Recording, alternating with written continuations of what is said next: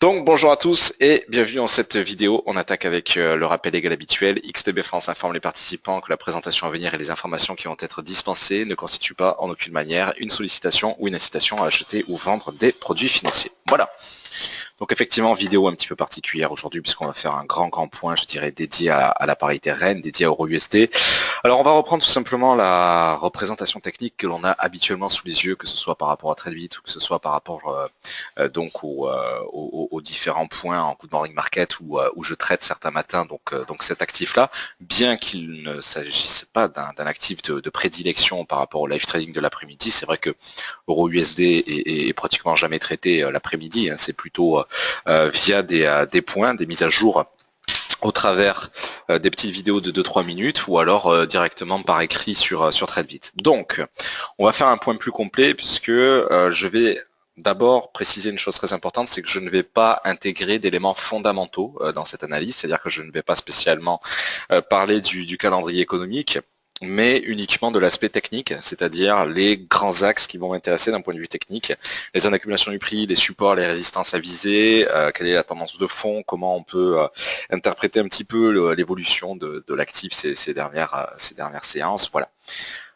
Deuxième précision importante, tout au long de cette vidéo, je serai à la fois en D1, donc comme maintenant, c'est-à-dire que chaque chandelier représente une séance d'évolution, mais il m'arrivera certainement, et j'aurai l'occasion de le préciser, il m'arrivera certainement de passer en H4, donc de zoomer un petit peu, et donc dans ce cas-là, effectivement, chaque chandelier représentera 4 heures d'évolution pour l'actif. Voilà. C'est à peu près tout, je dirais, pour l'introduction à proprement parler, donc surtout un aspect technique, du D1 à H4, de sorte à ce que cette vidéo soit valable et maintenue au niveau de son propos dans les prochaines séances. Et effectivement, je pense que ce qui sera dit aujourd'hui, ce mercredi 3 août, sera valable encore pendant une dizaine de jours, donc notamment jusqu'à la fin de la semaine prochaine, aux alentours du 11-12 août, puisque on va surtout s'intéresser à de grands points. Voilà. Alors la première chose effectivement sur EURUSD qui saute aux yeux, c'est que nous nous sommes séparés un petit peu du rectangle bleu, du range qui condamnait l'essentiel des cotations, comme vous le savez, depuis le 24 juin. Alors je rappelle que le 24 juin, qui est distingué ici par cet immense chandelier, était surtout dominé, je dirais, par une vente massive d'euros, puisque dans le courant de la nuit du 23 au 24 juin, il y a donc eu, vous le savez, le dépouillement des votes britanniques au niveau du référendum dédié au Brexit, et donc naturellement dès les résultats connus, et en plus côté Forex, donc il n'y avait pas de suspension de cotation contrairement aux indices ou aux actions le temps de la nuit, comme d'habitude, puisque le Forex cote 24 heures sur 24 du dimanche soir jusqu'au vendredi. Donc là, on a pu avoir, je dirais, on était sur l'un des actifs qui a encaissé le plus, et en plus en direct, je dirais, les résultats du Brexit. Donc depuis ce 24 juin, la parité REN, EURUSD, globalement, vous le savez, évoluait et concentrer l'essentiel de ses cotations entre ces deux grands retracements de Fibonacci, les 38.2 et les 50% de Fibo. Autrement dit, entre un 10 globalement et un 11,30. Donc sur 130 pips, on avait effectivement l'essentiel des cotations pour la parité REN depuis le Brexit, tout simplement. Bon, voilà à peu près une bonne semaine, hein, globalement, depuis le 29 juillet, donc depuis la fin de semaine depuis le milieu de semaine dernière, nous sommes, je dirais, depuis la fin de semaine, on va y arriver, depuis la fin de semaine dernière, nous sommes sur une très forte accélération haussière, alors qui est à la fois marquée, je dirais, de mon point de vue, par une vente de dollars, hein, ça correspond notamment en parallèle à la baisse des indices occidentaux à laquelle nous sommes confrontés essentiellement depuis vendredi après-midi, mais surtout lundi matin. Vous savez, généralement, alors c'est pas systématiquement vrai, mais c'est vrai que quand les grands indices occidentaux baissent, comme c'est le cas actuellement, ça généralement, pas systématiquement, mais comme très souvent, on a également une baisse du dollar américain en parallèle parce que c'est bien souvent la même raison fondamentale qui vient agiter à la fois les valeurs spéculatives, dites spéculatives et agressives comme les actions, donc les indices, et en même temps la valeur du dollar américain. On a eu effectivement un calendrier économique assez mitigé ces derniers temps. Vous savez que les espoirs monétaires également ont été complètement pricés, un petit peu déçus. Bon, on a plutôt une vente de dollars, effectivement, et en même temps, là aussi, le Forex, je dirais, encaisse également un petit peu des volatilités assez fortes en cette période de trêve un petit peu estivale. Alors c'est surtout vrai, hein, le propos de la trêve estivale, de la faiblesse des volumes et donc de la force de la volatilité, c'est surtout vrai sur les actions et les indices. Sur le Forex, ça l'est quand même moins, mais on retrouve quand même un peu ce propos-là, histoire d'avoir effectivement le même contexte d'évolution de part et d'autre, qu'il s'agisse d'un indice ou de la parité reine. Bon, donc effectivement, première chose à constater, tac, sortie du range. Je vais aller d'ailleurs un petit peu en H4, je pense que ce sera encore plus visuel. Sortie de ce range, de ce fameux rectangle, en fin de semaine dernière. Et alors, que l'on soit en D1 ou en H4, on remarquera que cette explosion haussière qui nous a rapproché sensiblement des 1,1260, 1,1270, autrement dit des 61,8% de retracement de Fibonacci, eh bien cette explosion haussière nous a surtout, tant en H4 qu'en D1, entraîné au niveau du RSI de période 14, donc par défaut, que l'on a sous les yeux en dessous. Il nous a surtout entraîné soit en zone de surachat, soit à proximité de celle-ci. Donc méfiance effectivement à vouloir rentrer, je dirais, à vouloir maintenir une pression haussière sur EURUSD pour les prochaines heures, prochaines séances. Ça n'est pas vraiment ce que je recommanderais le plus tant que nous restons en dessous des 1,1260. Voilà. Je ne reviens pas encore une fois sur l'aspect fondamental, ça c'est plutôt le propos de l'analyse matinale et du Good Morning Market. Là je m'intéresse vraiment pour ces prochaines séances encore une fois qu'à l'aspect technique. On peut considérer, de mon point de vue, les 1,1270 un petit peu comme une frontière technique de moyen terme, comme j'aime beaucoup le faire, vous le savez, quotidiennement sur le DAX 30, mais à horizon une séance. C'est-à-dire que tous les jours, on a notre frontière technique sur le DAX, qui peut être mise à jour d'une séance à l'autre si les cotations ont fortement varié, ce qui était exactement le cas d'ailleurs entre hier et aujourd'hui, comme vous le savez, pour la plupart par rapport, en tout cas aux fidèles, je dirais, du live trading ou de Tradebit, parce que hier on était sur une frontière technique à 10 340 côté DAX et aujourd'hui je la considère à 10 190. Eh bien je vais globalement avoir un petit peu cette même approche, mais cette fois-ci à moyen terme au niveau de EURUSD, et en l'occurrence donc je vais considérer véritablement deux grands niveaux, une frontière technique et puis une validation. Alors je vais m'expliquer. Tant que nous restons en dessous des 61,8% de retracement de Fibonacci de long terme sur EURUSD, autrement dit, tant que nous restons en dessous des 1,1270. Il est vrai que ma préférence restera malgré tout à moyen long terme orientée à la baisse. Voilà. C'est ainsi que je compte un peu travailler. Alors c'est vrai qu'en H4 ou en D1, on pourrait se dire que c'est un peu curieux. Maintenant, si on prend un peu de hauteur, et très rapidement, je vais passer en weekly, mais ce sera juste pour le propos rapidement. En weekly, donc chaque chandelier représente une semaine d'évolution. Ça va me permettre de détailler deux, trois choses. C'est que globalement, depuis la début mai, première quinzaine de mai, je dirais plutôt, nous sommes quand même fortement baissiers, sur une tendance de fond plutôt baissière. Début mai, et pendant la première quinzaine, on était plutôt sur les 1,1450, 1,15. Là, avec ce nouveau point haut de ces dernières séances, nous sommes sur du 1,12. Donc, malgré tout, on remarque que depuis début mai, et c'est assez visuel en weekly ou en D1, mais à condition de dézoomer très fortement, donc ce sera peut-être un peu moins visuel, on remarque quand même qu'on a plutôt une préférence baissière au sein d'un grand range que l'on connaît par cœur, qui, vous le savez, avait été notamment distingué ces derniers mois, et qui, de mon point de vue, concentre la totalité des cotations entre globalement 1,05 et 1,17 au niveau du DAX, et qui s'exprime depuis janvier 2015 jusqu'à aujourd'hui. Je rappelle que janvier 2015, symboliquement, c'est évidemment au niveau des politiques monétaires mondiales, c'est évidemment le jeudi 22 janvier qu'il faudrait préciser, avec effectivement donc l'annonce du quantitative easing européen par Mario Draghi. Alors c'est vrai que j'ai supprimé pour des raisons pratiques le petit rectangle bleu, enfin petit rectangle, l'immense rectangle bleu que traditionnellement j'ai sous les yeux sur EURUSD, parce qu'à force de zoomer, c'était pas pratique d'avoir à peu près constamment un fond bleu derrière, mais vous le savez, traditionnellement en weekly, je viens indiquer effectivement ce range, cette concentration du prix qui est très très visuelle au niveau d'EURUSD. Ce qui veut dire en gros que depuis l'annonce du quantitative easing, on n'a pas vraiment bougé. Oui, il y a une énorme variation au niveau du range, c'est quand même 1200 pips, c'est énorme, mais ces 1200 pips rapportés à 1 an et demi d'évolution, ce qui déjà fait énormément relativiser la question, et je dirais le propos, puisque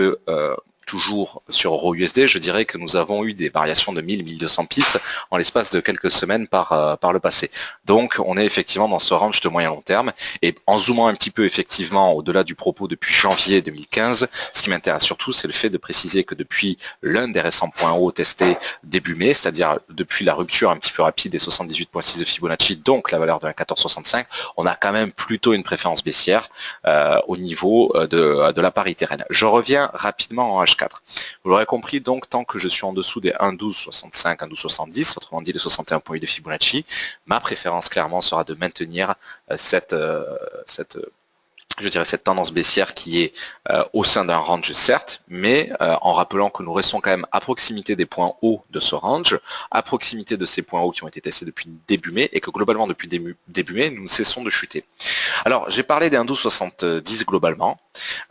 Si je voulais rentrer sur le marché actuellement, bon, je serais un petit peu gêné parce que, ok, j'ai un RSI qui me dit on est en zone de surachat, on a trop monté, la préférence en parallèle, la préférence de moyen long terme est plutôt baissière, il y a quelque chose à faire. C'est vrai, mais je vous avoue que j'aurais quand même tendance à appuyer beaucoup plus fortement au niveau des volumes et à appuyer beaucoup plus le propos baissier, pas seulement en dessous des 1,1265, mais aussi en dessous de ce que j'ai voulu appeler rapidement tout à l'heure une valeur de confirmation, c'est-à-dire en dessous des 1,1130 en réalité. C'est-à-dire que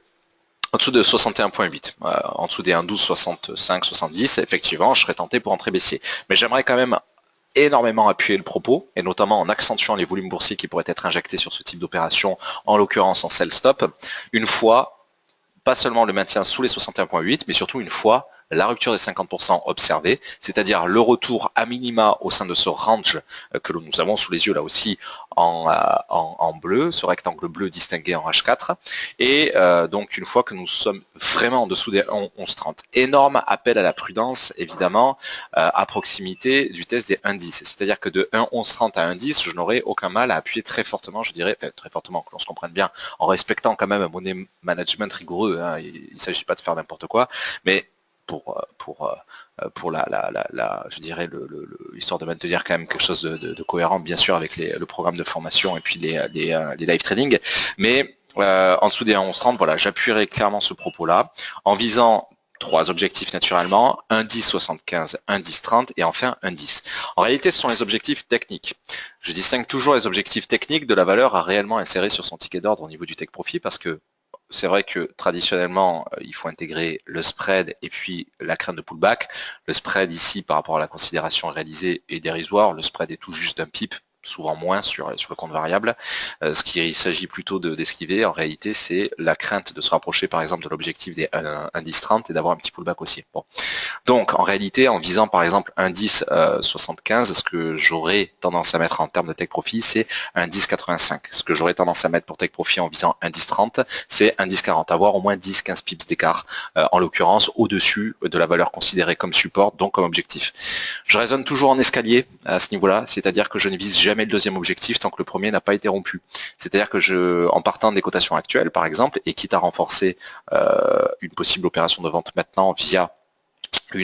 un sell stop en dessous des 1,1130, eh bien je ne viserai jamais le deuxième objectif avant que le premier n'ait été touché. Donc d'abord le premier, puis le deuxième, puis le troisième. Alors ça peut se concrétiser sous plusieurs formes. Ça peut être par exemple une opération assez lourde au niveau des volumes, mais dont on se débarrasse d'un tiers justement de ces mêmes volumes une fois que le premier objectif a été touché, du deuxième tiers lorsque le deuxième objectif a été touché, et enfin du troisième et dernier tiers lorsque l'ultime et dernier objectif a été enfin testé. Alors ceci dit, ça peut être pertinent de le faire à condition de décaler en même temps le stop loss, c'est-à-dire que le stop loss initialement par exemple défini avec un risque reward de 1, donc une amplitude de perte admise et égale à l'amplitude de gain admise, eh bien se retrouverait par exemple au-dessus des 61,8 de Fibonacci, au-dessus des 1,1265, et je décalerai, une fois que le premier objectif est touché, je décalerai mon sell stop sur point d'entrée. Une fois que le deuxième objectif est touché, je décalerai le sell stop, excusez-moi, le stop loss, pardon, le stop loss sur point d'entrée une fois que le premier objectif est touché, le stop loss sur le premier objectif une fois que le deuxième take profit est touché, et vous l'aurez compris, par exemple, on décale le stop loss sur le deuxième objectif lorsque le troisième TP est touché. Ça peut être une manière de faire assez courante, qui est rassurante dès lors que le premier objectif est touché, parce que on sait ce que l'on a encaissé, et on sait que dans le pire des cas, si le marché se retourne, eh bien les deux tiers restants au niveau de l'opération toucheraient finalement le point d'entrée et donc ne rapporteraient rien, mais surtout ne feraient rien perdre. Donc l'intégralité du gain s'exprimerait au travers du premier tiers des volumes clôturés sur le take profit. Voilà, une autre manière de faire, si on ne veut pas s'embêter à le lâcher manuellement, c'est d'ouvrir en même temps 3 opérations de volume égal et de les distinguer via 3 take profits différents. Vous l'aurez compris, chaque take profit correspond à une marche de cet escalier et donc en l'occurrence pour rappel au niveau des valeurs techniques, indice 75, indice 30 et enfin indice. Alors énorme appel à la prudence sur un seul de ces niveaux-là, c'est effectivement l'énorme retracement de Fibonacci qui est un triple niveau technique sur les 38.2. C'est effectivement un énorme niveau technique parce que c'est un Fibonacci de long terme que je rappellerai dans quelques instants. C'est une valeur hautement psychologique, ça c'est le deuxième aspect parce que c'est la valeur de indice, c'est colossal et c'est aussi évidemment, et ça rejoint les deux précédents propos, c'est aussi dans un troisième temps le support de ce rectangle bleu, le support de ce range. Depuis le Brexit, depuis la validation du référendum britannique, nous n'avons eu l'occasion qu'entre 16 h le 22 juillet et 20 h le lendemain, le 27 juillet, le 5 jours plus tard, je pensais au 26 juillet, donc en gros du 22 au 27 juillet, pendant globalement 5 séances consécutives, c'est le seul moment, là où j'ai mon curseur, c'est le seul moment où nous avons véritablement rompu ce support sur lequel j'attire votre plus grande attention. Concrètement, comment on va concrétiser un tel appel à la prudence? Ça peut se faire de mon point de vue de deux manières. La première chose, c'est qu'au niveau du take profit, troisième et dernier take profit ici qui pourrait être intéressant, nous ne nous arrêterions pas 10 pips au-dessus, mais peut-être 30 pips au-dessus. 20-30 pips au-dessus, autrement dit sur une cotation de 1,10-20, 1,10-30. Vous remarquez d'ailleurs que j'insiste sur les indices alors que c'est les 1,0990 en réalité qu'il s'agit de préciser, mais je préfère arrondir sur la vraie valeur psychologique de l'indice. Ça c'est le premier élément concret permettant de valider, je dirais, cet appel à la prudence extrême. Le deuxième élément, c'est peut-être tout simplement sur cette logique que je présentais d'avoir 3 objectifs et donc de distinguer sa position en 3 blocs égaux de volume, c'est justement de ne pas le faire au travers de blocs égaux, mais de blocs inégaux. Par exemple, le premier objectif pourrait être associé à 40% des volumes injectés, le deuxième objectif également à 40%, mais le troisième et dernier, moins de volume, 20% seulement, de sorte à avoir effectivement, de sorte à ce que la boucle soit bouclée, je dirais, au niveau des volumes, mais de sorte quand même à avoir un propos moins dangereux, peut-être moins ambitieux aussi, mais en même temps moins risqué sur ce troisième et dernier objectif qui a un mal incroyable à rompre. Et là, une fois n'est pas coutume, on a vraiment l'exemple parfait de la valeur psychologique sous les yeux. Vous imaginez bien qu'à l'échelle mondiale, à l'échelle financière mondiale, le fait qu'euro USD passe en dessous des indices a une énorme conséquence psychologique. On n'est pas simplement en train de parler, je dirais, d'une simple valeur médiane, certes un peu ronde, comme peut l'être justement les 1,12 auxquels nous serions confrontés. Ça a vraiment un impact psychologique très fort de savoir que en dessous des indices, eh bien, on commence à repenser possiblement à une parité absolue, c'est-à-dire 1 pour 1 dollar égale 1 euro, puisque c'est un peu ça qui vient rapidement en tête, je pense, à l'esprit de beaucoup d'opérateurs une fois que nous repassons en dessous des indices. Donc voilà, énorme appel à la prudence autour des indices. Et encore une fois, qui peut se concrétiser avec un take profit un peu moins ambitieux, donc peut-être 20-30 pips au lieu d'avoir seulement 10-15 pips au-dessus du réel objectif technique, et des volumes peut-être un peu moins forts sur cette troisième tranche. Voilà. Alors tout ça c'est bien beau, mais il s'agit quand même de parler du mauvais scénario, c'est-à-dire du stop loss. En réalité, s'il fallait rentrer maintenant, j'aurais tendance à rentrer en validant ces 3 objectifs avec très peu de volume, mais à renforcer et accentuer fortement ces volumes via une deuxième opération, par exemple en sell stop, en dessous, encore une fois, de la valeur de validation, à savoir en dessous des 1,1130, et typiquement un joli point d'entrée, ça peut être les 1,1110, 1,1115. Vous remarquez que je ne m'intéresse pas trop à la valeur un peu psychologique de 1,11 qui ne m'intéresse pas trop ici comme obstacle. Donc je préfère rentrer effectivement sur 1,1115, 1,1120, 1,1110 globalement en dessous des 1,1130, de sorte à renforcer l'opération baissière qui pourrait être prise actuellement. Et l'intégralité de mon stop loss, alors vous me direz, ça dépendra effectivement du point d'entrée exact de la première opération que nous pourrions valider manuellement. C'est vrai, mais je ne travaillerai qu'avec un risque-reward de 1 et avec la même pondération des volumes, de sorte à être à peu près certain, et même totalement certain, que le stop loss de mon architecture, donc le stop loss commun de mes 2 opérations, se retrouve au-dessus des 61,8% de retracement de Fibonacci, donc un stop loss au-dessus des 1,1270, de sorte à parfaitement valider ce que j'aime bien appeler la frontière technique, et de sorte à considérer que le stop loss ne serait touché qu'en cas de scénario plutôt haussier, en cas de retournement franchement haussier, ce qui est plutôt pertinent, puisque si nous sommes sur un scénario haussier, il est temps d'arrêter les frais avec une architecture baissière. Voilà, il est temps de reconnaître une erreur. Alors, au niveau pour aller encore un peu plus loin sur le money management, si on veut véritablement que la boucle soit bouclée, typiquement sur le capital du live trading,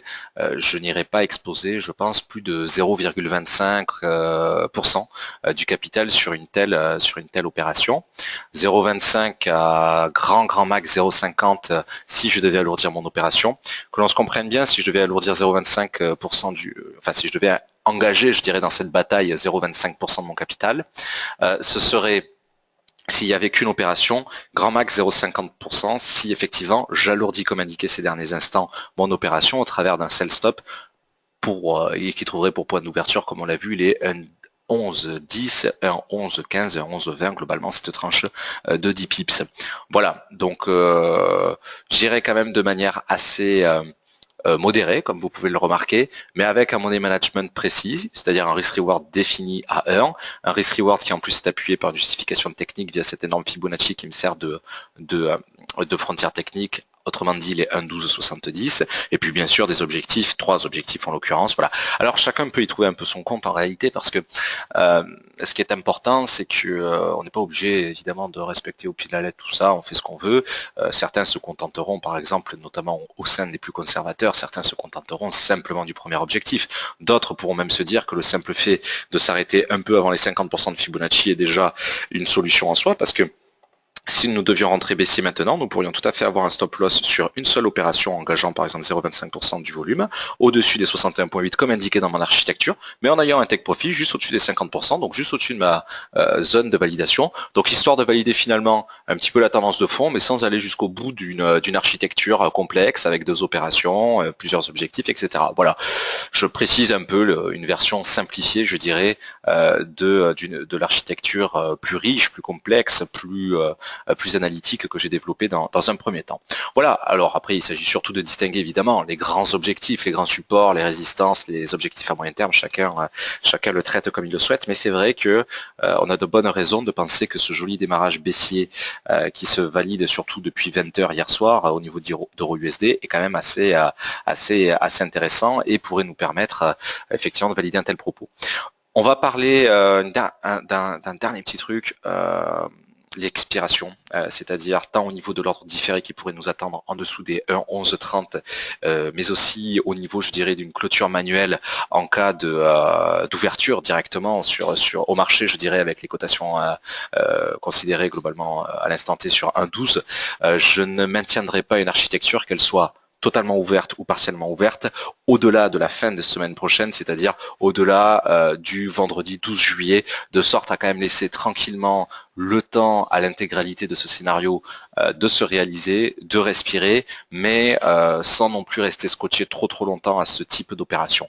Alors concrètement, ça veut dire que s'il fallait le valider au pied de la lettre aujourd'hui, mercredi 3 août, nous laisserions tourner, nous laisserions vivre une telle architecture pendant 8 séances. Après, il ne faut pas être trop sectaire. Quand j'indique la fin de semaine prochaine, jeudi 11, vendredi 12, c'est pas choquant si on voit qu'on est vraiment très proche des objectifs finaux et que nos opérations sont complètement sécurisées, par exemple avec stop loss sur point d'entrée, et que les cotations sont très proches du troisième et dernier objectif. Il serait pas choquant et pas violent, pas complètement aberrant de laisser tourner peut-être au lundi 15 ou au mardi 16. Voilà, il ne faut pas être trop sectaire, mais ça permet quand même d'avoir des grands axes fondateurs, des grands piliers qui permettent de cadenasser un petit peu la stratégie, en plus du money management précis. Il s'agit aussi d'avoir quand même un horizon d'investissement, je pense, assez clair. Voilà. Très honnêtement, les 1,1130, 1,1075, 1,1030 me paraissent tout à fait réalistes comme objectif, mais je serais surpris si nous allions d'ici vendredi 12 ou lundi 15, donc d'ici la fin de cette expiration, d'ici la fin de cet horizon d'investissement, je serais quand même surpris que nous allions tester les 1,1000. Maintenant, ça peut aller assez vite,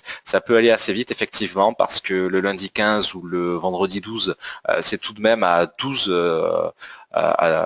oui, une douzaine de jours, enfin c'est dans 10-12 jours quoi, pour dire correctement, et si on remarque un petit peu où étaient les cotations il y a une dizaine de jours, eh bien justement on était sur ce même niveau de 1,10. Donc on voit qu'au niveau de l'amplitude et de la volatilité d'euro USD, il est pertinent à horizon 10-12 12 jours pardon, de viser les 38.2, mais c'est par définition l'objectif le plus lointain, donc le moins probable. Voilà, histoire de minimiser un peu le propos. C'est un escalier et donc le plus proche est toujours le plus réaliste, le plus proche est toujours le plus immédiat, c'est-à-dire que la première marche à 11,30 sera toujours un objectif plus simple, même si j'aime pas ce mot-là, mais en tout cas plus rapide et plus évident que les 1,10,00. Voilà, il me semble que la boucle est complètement bouclée, aucune considération au niveau de l'analyse fondamentale, mais vous vous en doutez bien, toute l'analyse fondamentale au niveau du Forex, et en particulier sur une parité reine comme celle-ci, dépend des politiques monétaires, en particulier bien sûr ici de la Fed et de la BCE, et donc naturellement on aura l'occasion d'en reparler comme d'habitude au travers des analyses matinales du Good Morning Market et bien sûr des différents live trading. Voilà, je vous remercie à tous pour votre présence, pour votre fidélité, on se donne rendez-vous naturellement à 15h15 pour le live trading cet après-midi, à tout à l'heure.